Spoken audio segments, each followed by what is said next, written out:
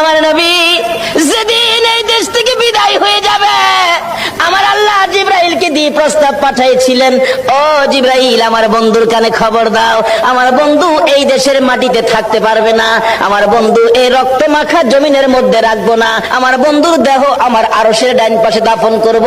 জিবরাইল খবর নিয়ে ডাকতেছেন, হুজুর আল্লাহর সালাম গ্রহণ করুন। আমি জিবরাইলের সালাম গ্রহণ করুন। আল্লাহর নবী গো, আপনার দেহ মুবারক আল্লাহর আরশের ডাইন পাশে দাফন হবে, আপনি খুশির সহিত কবুল করুন। আমার নবী কোনো কথা কয় না, দুইটা চোখের পানি ঝরঝর করে ছাড়তেছে।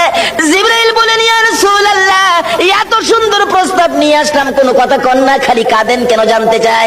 আমার নবী বলেন, জিবরাইল রে, তোমার জন্য খুশির খবর হতে পারে, আমি খুশি হতে পারলাম না, কেন পারলেন না?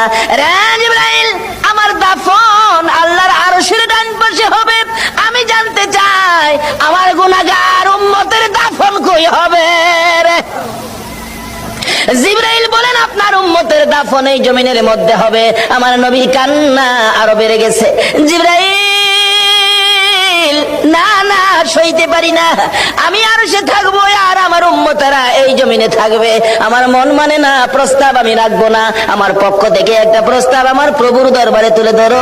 জিবরাইল রে, আমার গুনাহগার এতিম উম্মতেরা যেই জমিনে থাকবে, আমি নবী আর সে যাব না রে, আমি আমার গুনাহগার উম্মতের পাশে সেই জমিনের মধ্যে শুয়ে থাকবো।